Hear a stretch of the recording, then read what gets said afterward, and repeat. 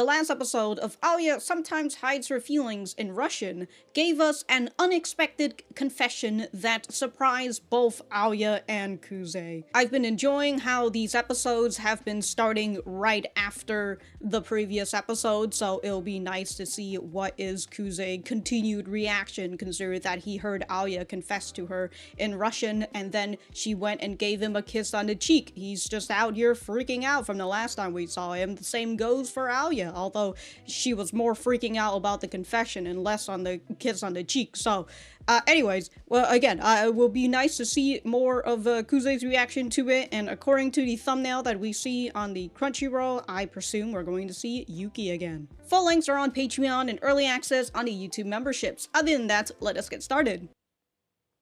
Oh, here he is, walking back to his apartment.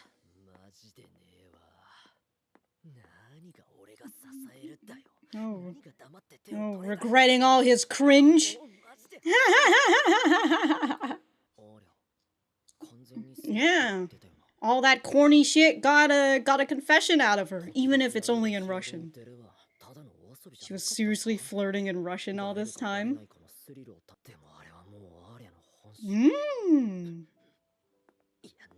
No. Denying it as well. Yeah, that's what she thinks too. Just knows her, dude. But oh, he thinks about his family.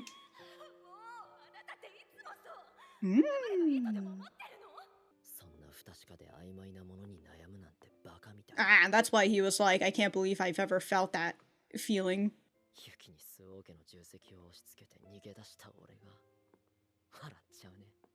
Okay. Oh, she's back.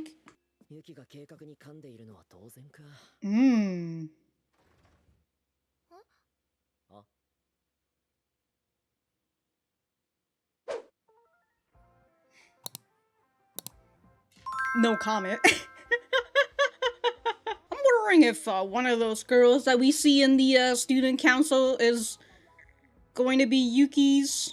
Okay, I finally just realized Yuki's last name is Suo, and Kuze said he left his sister, so that she has to go on alone with the Suo family line.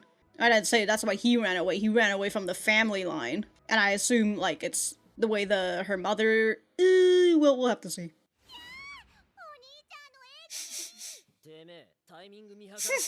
You set this up.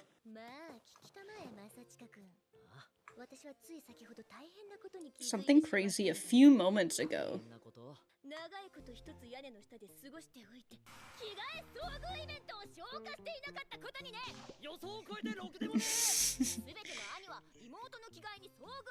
All brothers?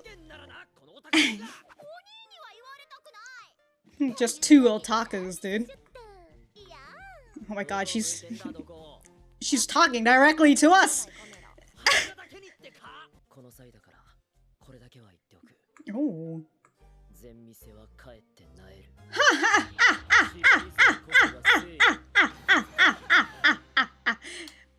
You know what? I agree. In some parts. Oh, dragged back again.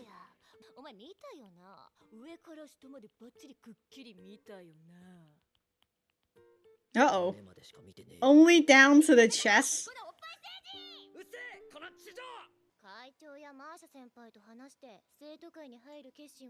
Oh, did the plan work? Oh, is it the vice president running push for Alya? Okay. Uh-oh.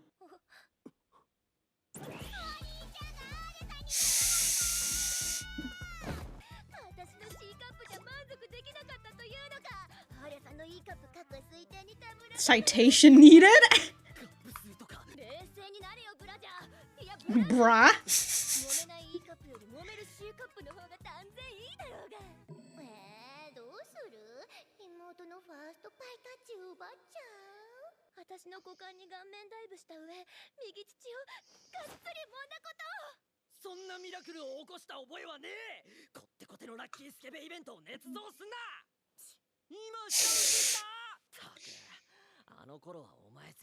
How bad your asthma was. Hmm.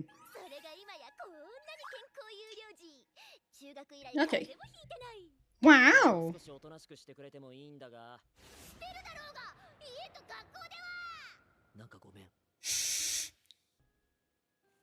Alright, have we calmed down from all of this? Talking to him in a place where he can't see her expression? The both of them can't anyways.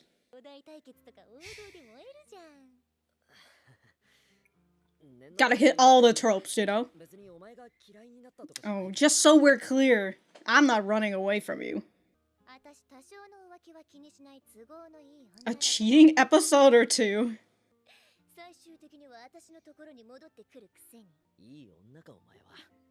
The one? Like, the OTP? Found someone who could motivate him. Alright. You're like right outside his door. Yeah, you know what? It's not like he's sticking his ear against the door.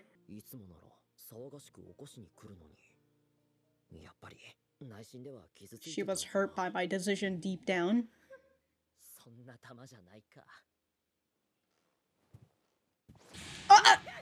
Oh my god! How did she get... Oh my god, she really squeezed herself down there.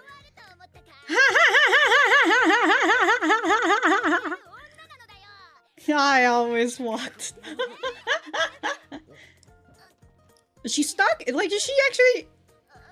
It is a very small spot. R.I.P.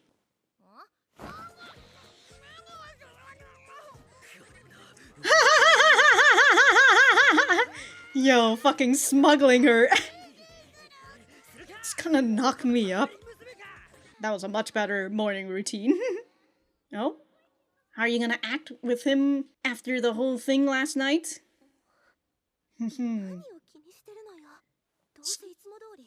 Yeah, just gotta act like nothing had happened last night. He didn't know what you said. Oh!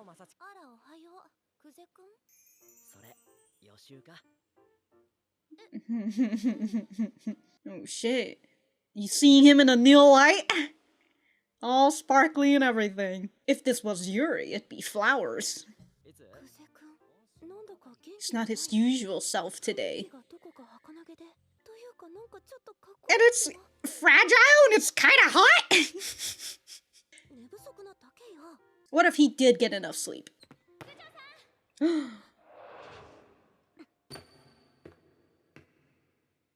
Damn, dude. Got right into the game immediately. Just...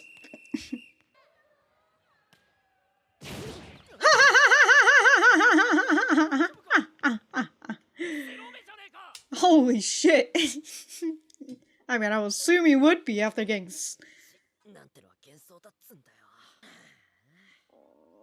No? I mean, you got smacked in the back of the head, my guy.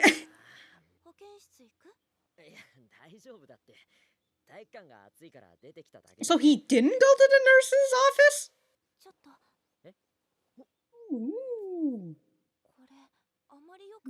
I know, he got hit. He didn't get a fever. Now he's... She said citation needed. Oh shit, dude, she's showing off.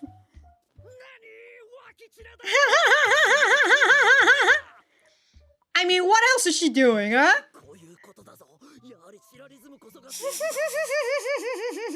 Other than the fact that she was, you know, tightening up her ponytail.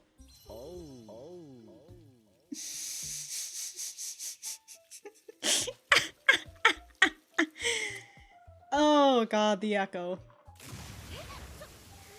He needed to cleanse himself. Literally.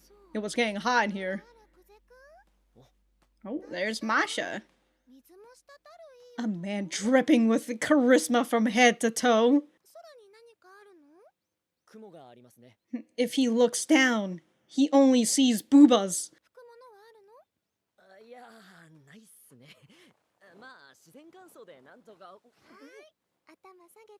Up bend down for me.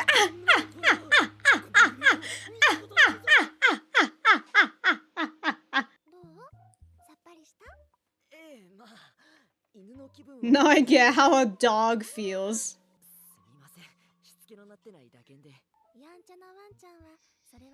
Holy shit, dude, Masha is just...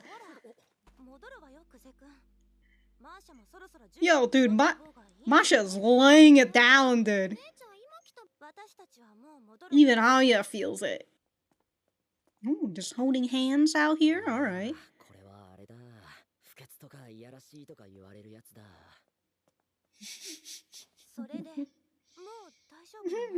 He's ready for a hit.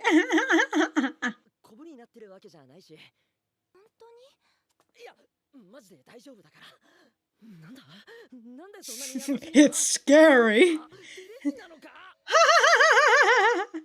Uh-oh. Oh, love is fleeting and all that.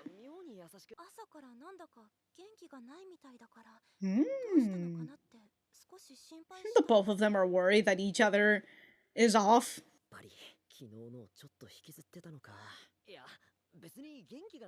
Wasn't fully over letting Yuki down.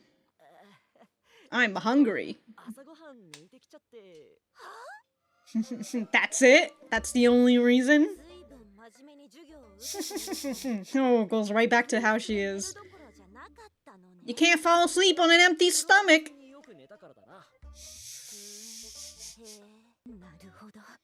A good night's sleep. Oh, and he's sleeping soundly? How dare you not suffer as me? Uh-oh. You know what the Lord has said?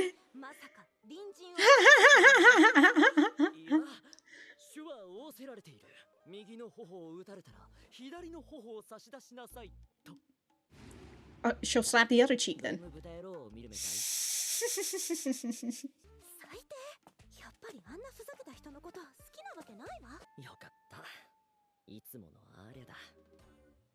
Ah, the norm, it's back.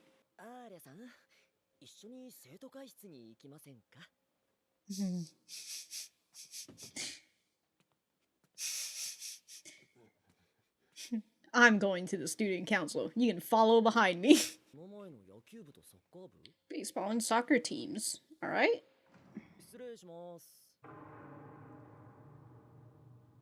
Oh, is this... Oh, it's the vice president. Okay. Wrong room. The horror singers, dude.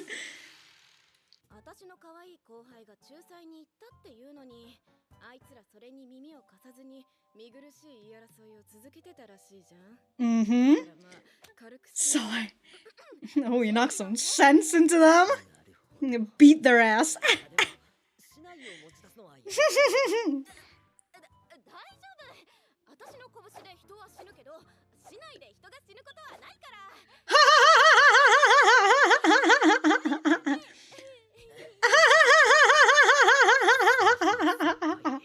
So this is Chisaki. Called her boss before. Toya.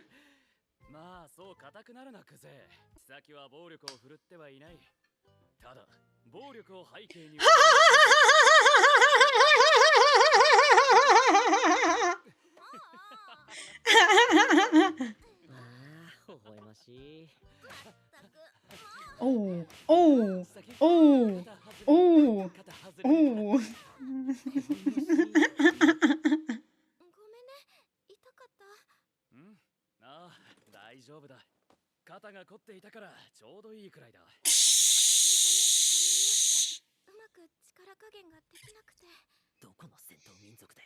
We've got one of the warrior bloods among us. I was thinking, I'm like, is that why he's been working out or losing weight?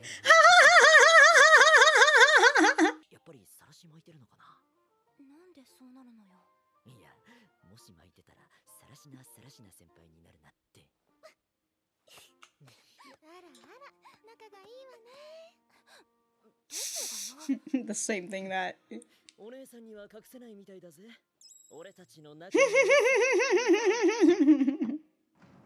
Oh, there's Yuki. So we have an empty spot. General affairs. Okay.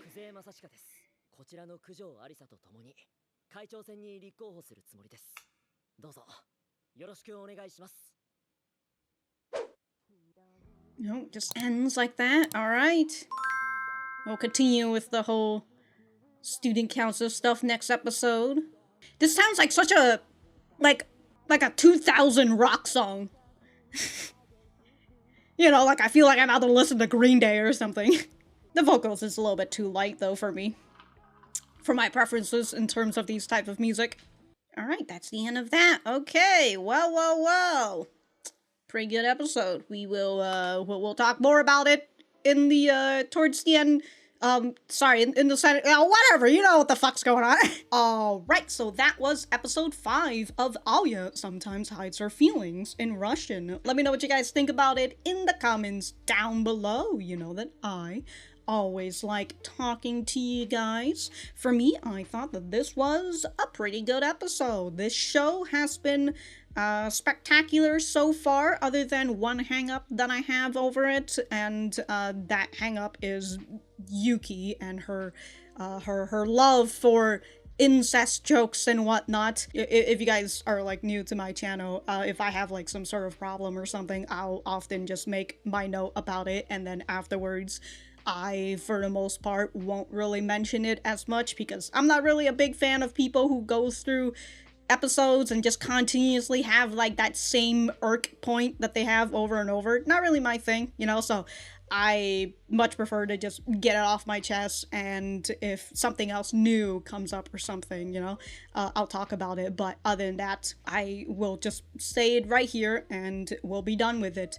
So for Yuki, I will say I think I sort of get her character and the way that she is using her jovial attitude, her joking attitude as a defensive mechanism. And you can kind of see that Kuze is able to figure that out, right? He's wondering about Yuki, and he cares about her, and like and he's able to see through all these jokes that she tosses, because she's known her for his whole entire life, right? They're literally siblings, and he had that moment where he is able to reject the notion of love, to reject the notion of being there for someone when he wasn't there for Yuki, when he left her to carry the Suo family line alone. And so there's that guilt that he holds for Yuki, and that guilt kind of like is the thing that kind of holds him back.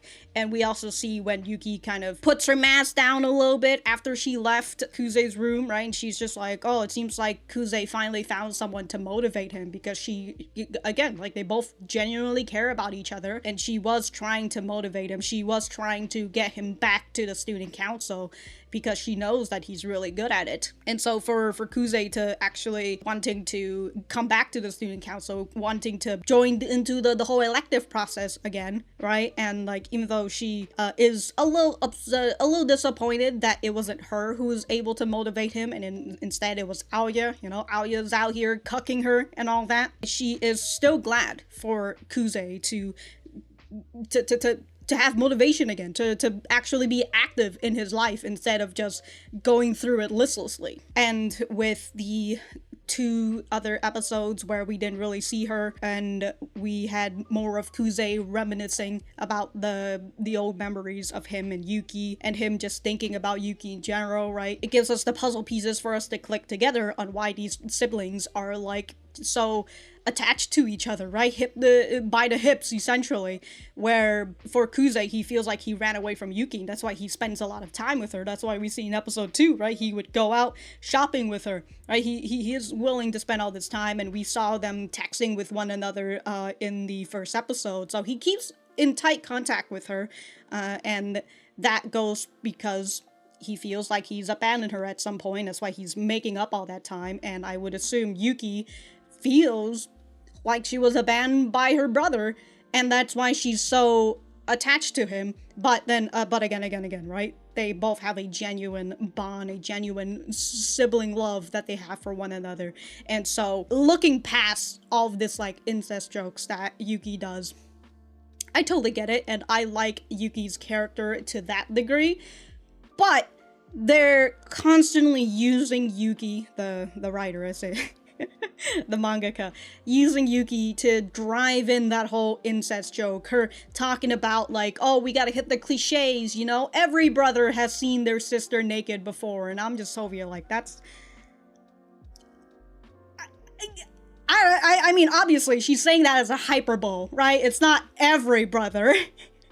Hopefully not. Maybe in Japan, maybe, but I would also assume, like, when you say that as in, like, they were little kids, like, genuine, like, elementary kids, or whatever, you know, because, like, when it comes to my family, you know, it's just like, alright, if they're, like, 7 or 8 or whatever, it doesn't matter your gender, you're all getting the fucking shower, you're all showering at the same time. It's kind of that, you know, gotta save water and whatnot. So, like, in terms of that point, I kind of get, you know, you're like 4 or 5 or whatever. Like, in terms of that whole spiel, yeah, I sort of get it. But, like, even my family who would do that, they wouldn't do that if you're, like, a fucking teenager.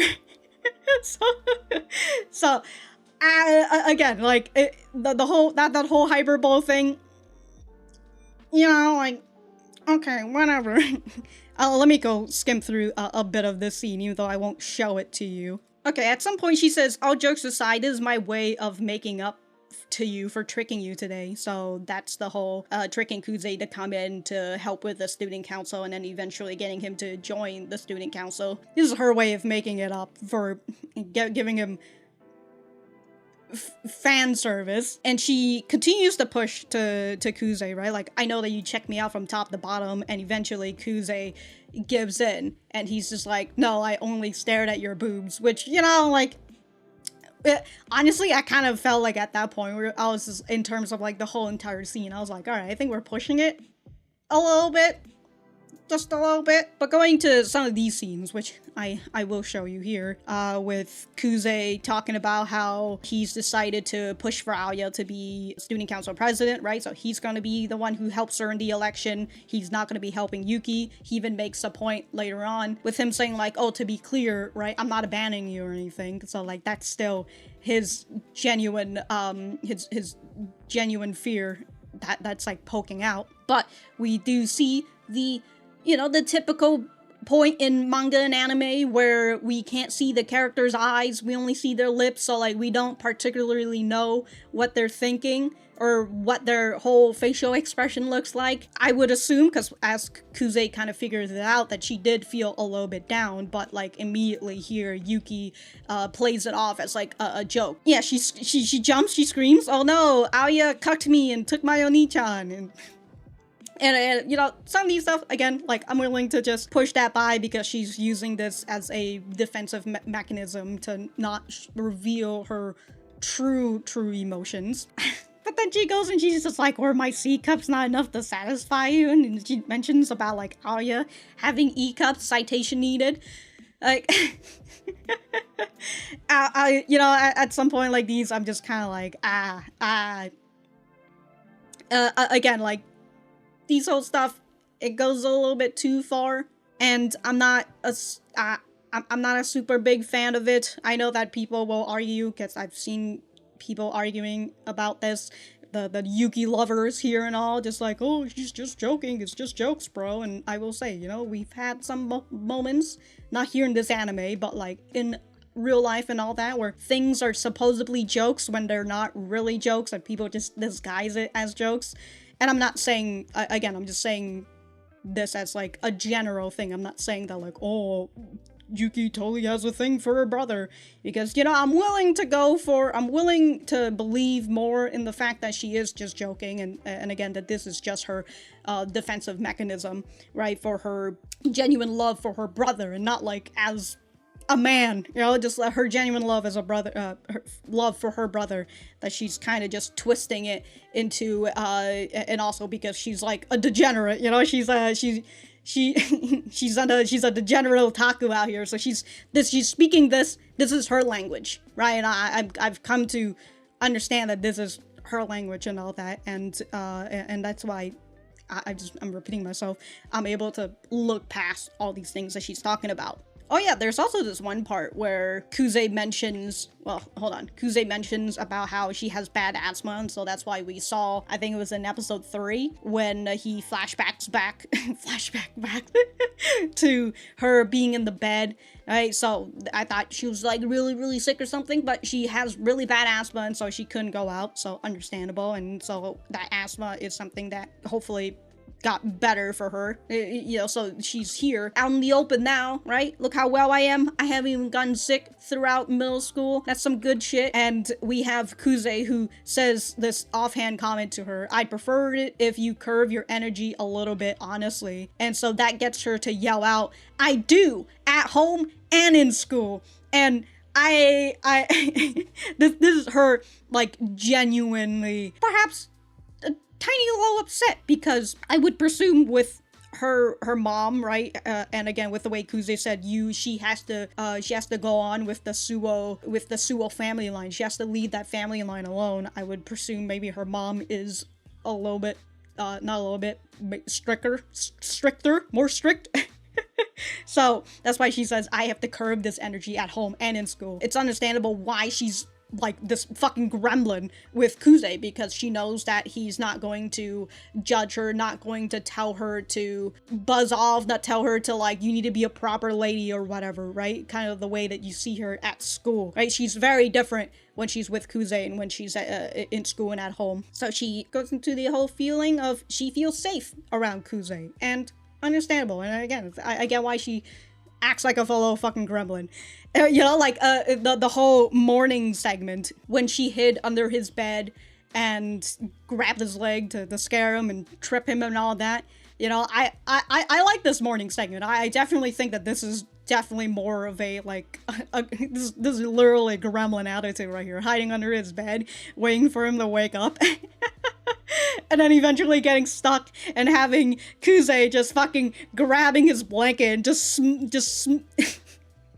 basically smuggling her. It's like this whole morning segment I like a whole lot better than, like, that morning segment in episode 2. I feel like I might be on this point a little bit too long, so I'm just gonna end this with, I've been in Yuki's position before. You know, like, I've understand the whole, like, incest jokes back in, like, high school and all that, and, you know, especially when you're in high school or middle school, you know, you're growing up, you're becoming a teenager, you want to be edgy, you're fucking, I was gonna say you're edging out here, but I don't think that's the proper term. But hey, you know, some of you guys might be, you sickos. But, you know, you want to be an edgy teenager, and, like, that's how I see Yuki, and so that's why I'm willing to let that go, because, like, this is a teenager phase, and I've gone through this phase, right? The whole, like, Yuri stuff, like, incest is wincest, like, I remember reading through all that stuff, and I'm like, ha ha ha, you know, like, oh, it's Yuri, they're siblings and whatever, you know, that's totally fine, because they're not gonna reproduce, like, that's my genuine thought as, like, a high schooler, and, like, the whole incest stuff. It kind of went on a little bit more as, like, I went into, like, I became, like, a young adult, right? I got out of teenagehood, became a young adult, but then as I continued growing older and older, and I'm now a full-fledged adult, sadly enough, you know.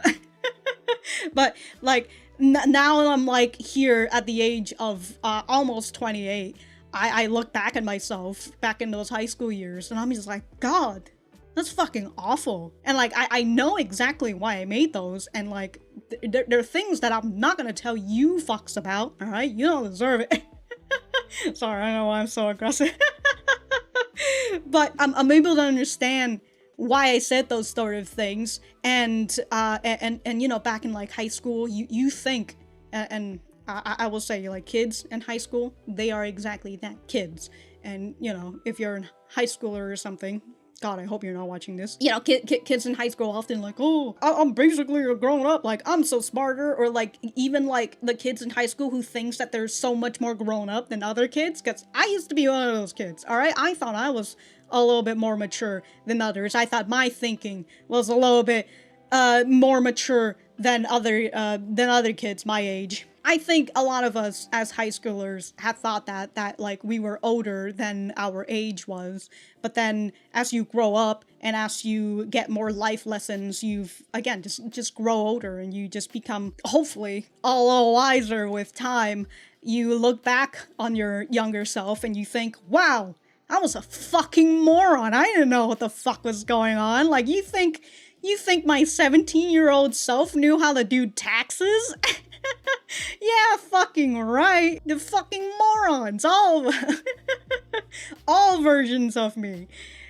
And so that's why I have that bit of hang up for Yuki, but it's only a really small one that, again, I'm just laying all of my cards, well, not all of my cards, thankfully, laying out what my issues and the things that I'm willing to just let go, because, again, she's in high school, she's dealing with her own issues, and this is sort of, it seems like this is the sort of things that she's using to deal with it, right? This is her defensive mechanism, and that's it. Alright, spent a little bit too much time on this. Going back to the beginning with Kuze thinking about what Alya said, right? Alya totally said, I love you, and he starts to ponder, right? Does that mean that she was seriously flirting in Russian all of this time instead of playing a solo game of chicken? Right? Going, does he know? Does he know that I'm actually just flirting with him out here? Kuze is starting to pick up on that just a little bit before he curbs this emotion, right? Curbs this whole love thing. And as I mentioned during the reaction, right? That's why in the last episode when he heard Alya said, I love you, he got that Tokidoki feeling, and he's like, I never thought that I would feel this again. And that feeling of love makes him think about the fights that his parents has had as he's just watching them in the shadows, because, you know, I definitely feel that. Not my parents fighting, but my my aunts and uncle when I used to live with them. Dude, constant fights, and like I remember being in Kuze's position, just like watching them fight, or like not even watching them fight, but like they would fight so loud that you would hear it in your room. Like I had some moments where they would fight so much, and like they'll be fighting in like the living room or something, and so my cousins had to close the door to the hallway that connected all the bedrooms to the living room. That they had to close that door and just be like, yeah, so like don't go out right now. They're fucking fighting, and like you can still hear them fighting through the wall because they're yelling at each other so much.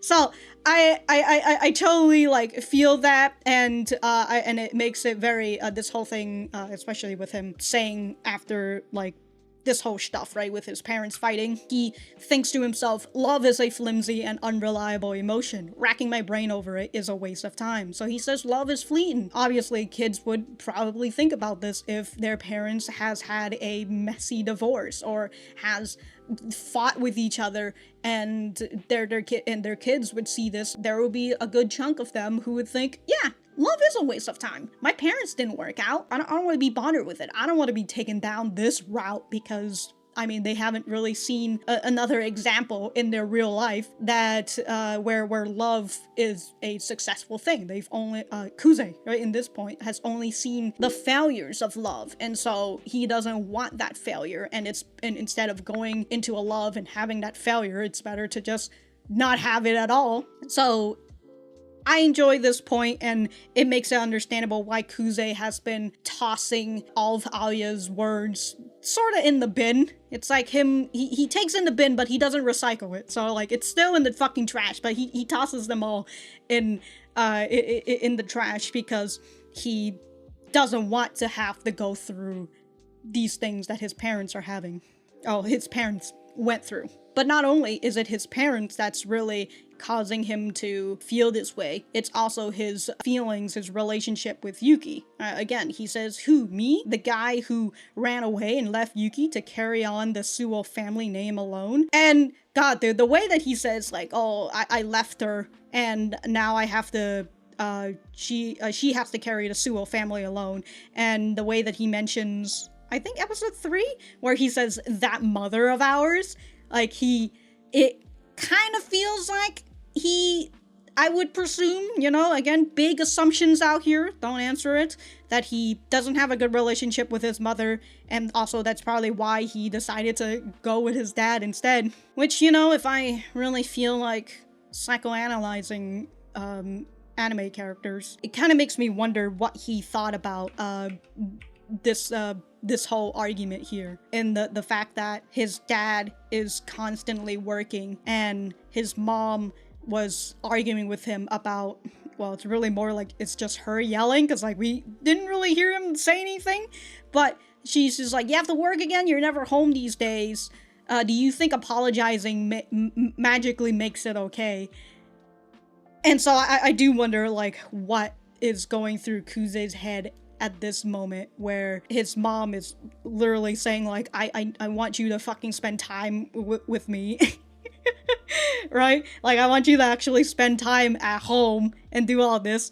And so, yeah, I'm not gonna make too much assumptions, but I do just want to put in these rhetorical questions. Alright, rhetorical questions, so you don't have to answer. On what is Kuze thinking when he hears these arguments, and he hears his mom talking about how you're never home these days. But again, we still haven't really seen his, a full-on scene of like his relationship with his dad and with his mom. We're still kind of only getting pieces, so very much enjoy it. We also had this moment where Alya is worried about Kuze because he got smacked in the back of the head with a volleyball. You know, she's asking, are you okay not icing the part where the ball hits your head? And he's like, oh, I think she thinks that I doused myself to cool off the part where the ball hit me. And so, you know, he continues like, I'm good, I don't have a lump or anything. Right? She's trying to go and reach for perhaps the lump in his head. The lump in his head, if there is any. And he thinks to himself, has she entered her lovey-dovey phase?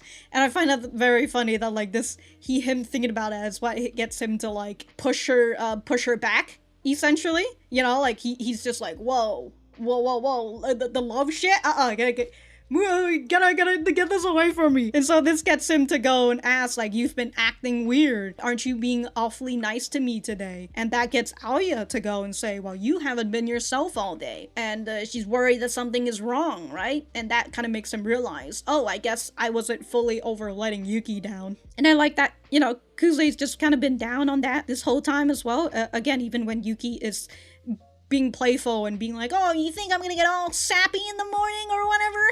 Oh, fuck you, you know, being a little gremlin that she is.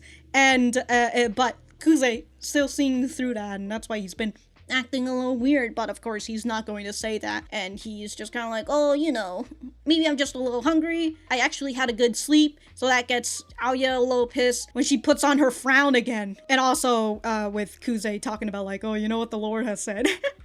Really bringing God into this, you know? Actually, if anyone slaps you on the right cheek, turn to them the other cheek also. Yeah, that's what God says. Slap the other cheek. But he says this, and it ticks Alya off, and she gives that a look of scorn towards a goofy, good for nothing. And so, you know, she goes off, and he's just like, great, that's the Alya I know.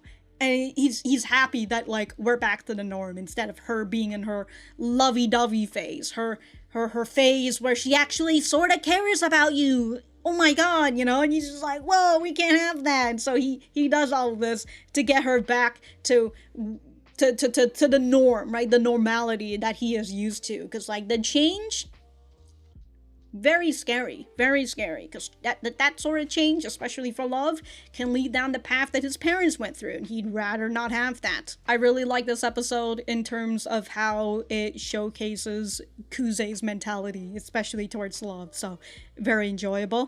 For Alya, I don't really have too much to say for Alya. I think she's just been on tsundere mode. You know, she, after the whole confession, and she's in denial, but then she also sees Kuze and she's just like, whoa, is it me or is this boy a little hot today? But I like that. Like, you look a little different, whoa.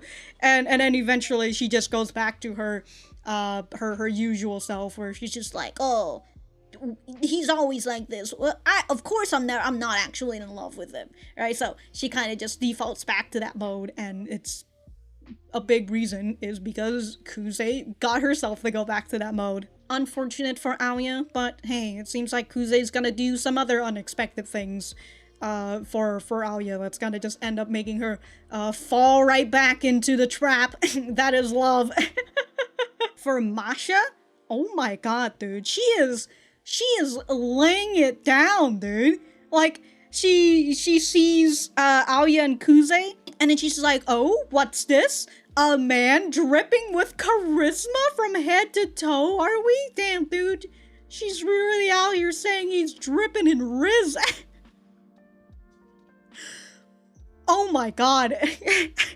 So she sees that he's soaked. You know, does he have a towel? He's like, oh, don't worry, I'll let the sun do its job. And she just comes right in, takes the I was gonna say the blanket, the towel over his head, and just like, bend down for me. I'm gonna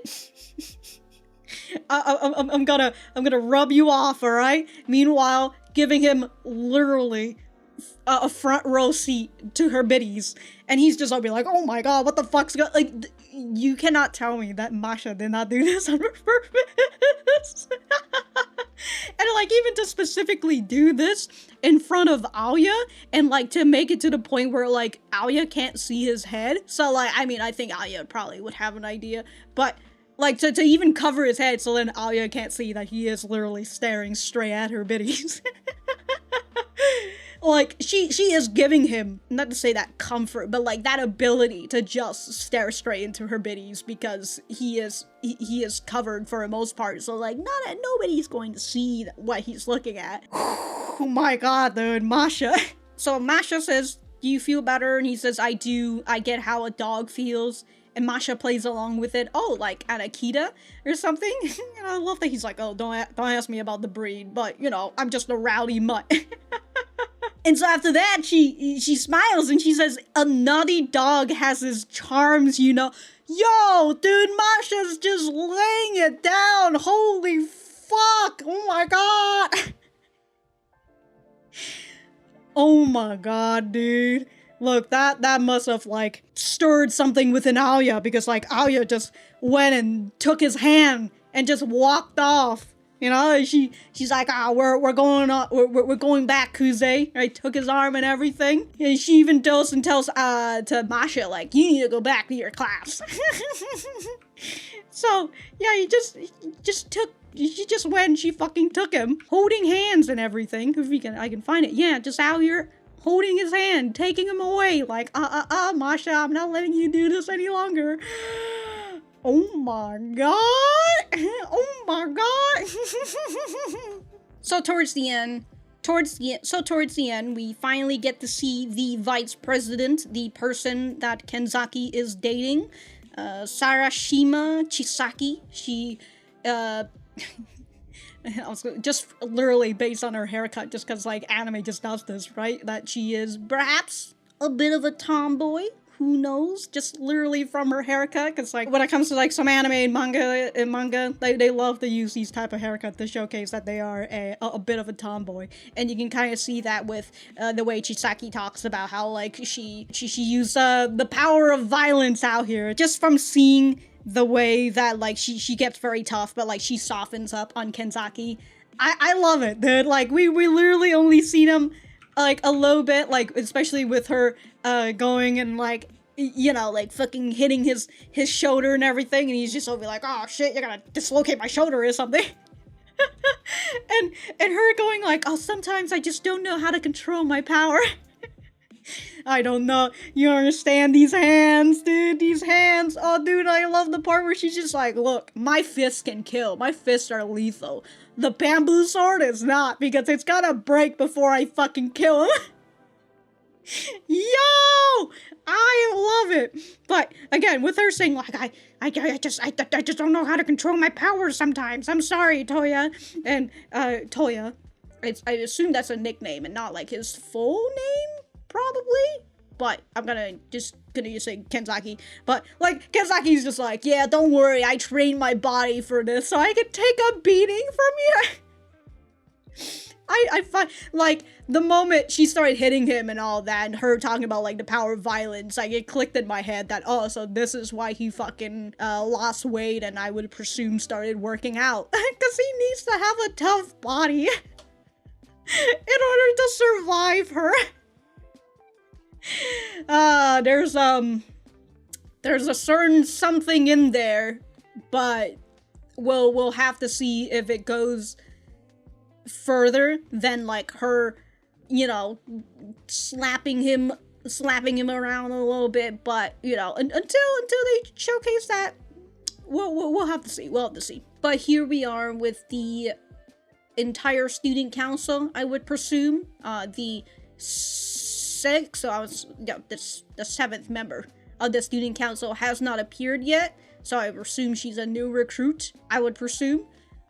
So it'll be interesting to see her, if she hasn't already been recruited, I mean, but I would presume maybe not, maybe we might see her in the next episode, who knows. We're like past the halfway point now, so she is technically a late stage character for the anime anyways. It will be interesting to see what her role has to play. I mean, we've also literally just got introduced to Chisaki, so I would presume maybe we will see a little bit more of Chisaki in the next episode as they continue with their student council meeting and all that, so that will be fun and interesting. I do wonder, why is it that the female costumes, what am I costing? The uniform, the female school uniform has ribbons that showcases their was it their year, I would presume, because like we know that Masha is like a year older than Alya. I mean, I would presume, just because, like, again, from the ribbon, right? And the same thing kind of goes for Chisaki's ribbon as well. But like the male school uniform is just a brown tie, and like I know that Kuze can't be in the same grade as Kenzaki because he's in the same class as Yuki, so I thought that was an interesting bit that they don't have any different colored tie to showcase their. Let me go look at some other of the boy uniform. Yeah, it's still brownish. Okay, I don't think we've seen any. I think the problem also is we haven't seen any third year boys, anyways, but. Again, I would presume they just, the colors are for the female students only. But anyways, again, I thought this was a nice episode. Very interesting to learn more about Kuze. So, yeah. If I have anything else to say, I'll write in the description down below. And that's it. Bye.